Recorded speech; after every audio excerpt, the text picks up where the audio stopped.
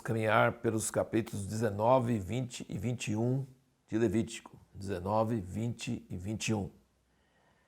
O tema de Levítico, você já deve ter percebido, é o refrão: sede santos, porque eu, Senhor, sou santo. E tem vários motivos que ele dá aqui para sermos santos. Eu vou citar apenas 3 aqui. Sede santos, porque eu sou santo. Significa que se ele convivesse com alguém que não é santo, ele perderia a sua santidade. Ele não pode ser conivente com a falta de santidade. Se eu vou habitar com vocês precisam ser santos.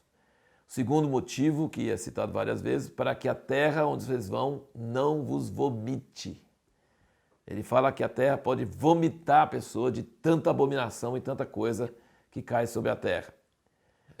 Deus já havia falado com Abraão lá em Gênesis que os filhos de Israel iam ficar no Egito por 400 anos, porque o pecado dos cananeus ainda não estava suficiente para a terra vomitá-los.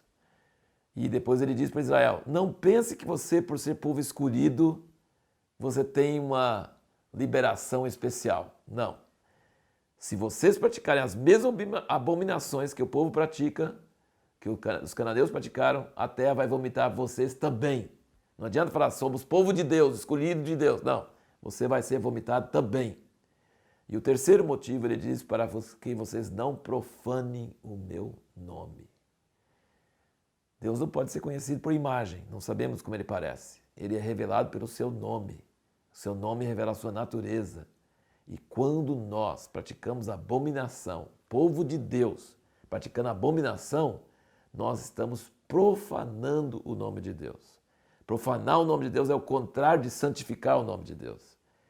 Nós precisamos conhecer Deus, ter intimidade com Ele. Como é que você vai conhecer Deus se o único meio de conhecer Ele é o nome dEle e o nome dEle é profanado? O nome dEle é distorcido, é manifestado como algo totalmente diferente. Aí não vai ter jeito de conhecer Deus. Então, sede santos porque eu sou santo, para a terra não vos vomitar e para não profanar o nome do Senhor. Lendo esses capítulos aqui, eu fiquei impressionado pensando como o planeta Terra hoje está contaminado. Gente, se essas coisas todas que falam em Levítico são coisas que contaminam a Terra e fazem a Terra vomitar, eu acho que a Terra está praticamente vomitando a humanidade hoje, de tanta coisa ruim que está acontecendo. Pensa sobre o tipo de abominações. A lei de Deus exigia morte, pena de morte para quais coisas? Quem praticasse feitiçaria, adultério, sacrifício de crianças, seria aborto, amaldiçoasse pai e mãe, homossexualismo, bestialidade, só para citar algumas das coisas que estão aqui bem claramente, ele fala claramente. Hoje a ideia não é só permitir, mas divulgar essas coisas, ensinar, falar que não tem problema, que é bom fazer. E a lei de Deus para a nação era muito severa para que a terra não fosse contaminada. Hoje, os islâmicos radicais, eles consideram que Alá é assim e eles matam os homossexuais, eles cortam a mão de ladrões, eles levam a ferro e fogo, literalmente, essas coisas.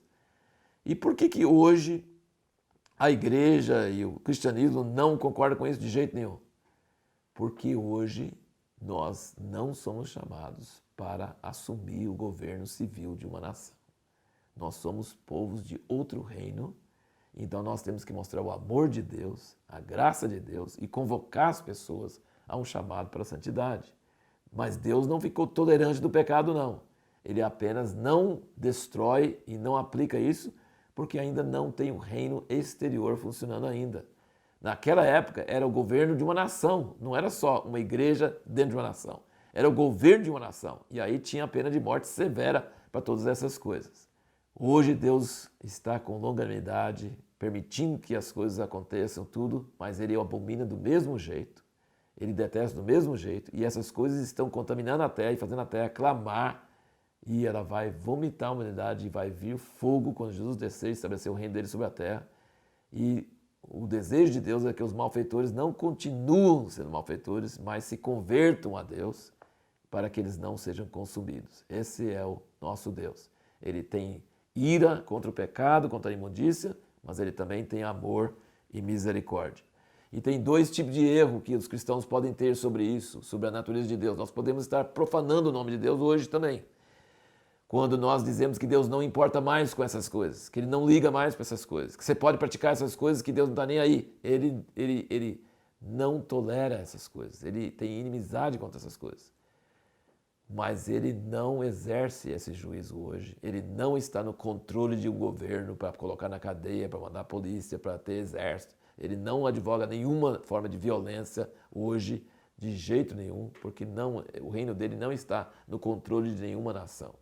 Por outro lado, se nós devemos entender que Deus continua intolerante com todo o pecado, com todas as abominações, nós devemos entender também que nós não devemos impor essas coisas, essa lei de Deus, sobre a sociedade, sobre o governo civil. Nós não devemos forçar pessoas a conformarem exteriormente, porque hoje Deus está querendo ganhar os corações e Ele é intolerante para o pecado, mas Ele está querendo que os homens se convertam e sejam transformados no seu interior.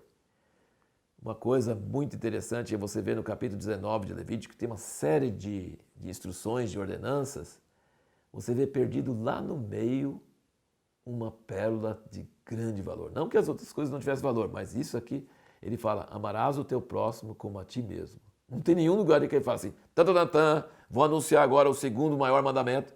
Mas quando Jesus estava na terra, ele diz, o primeiro mandamento, amarás o Senhor teu Deus de todo o teu coração. E o segundo é, amarás o teu próximo como a ti mesmo. Mas esse segundo mandamento está perdido aqui no meio de uma série de outros mandamentos aqui, no meio do capítulo 19 de Levítico. Uma preciosidade que Jesus, como Filho de Deus, a palavra encarnada aqui na terra, conseguiu pinçar e tirar do meio de todo esse contexto e mostrar que esse é o segundo grande mandamento. Amarás o teu próximo como a ti mesmo.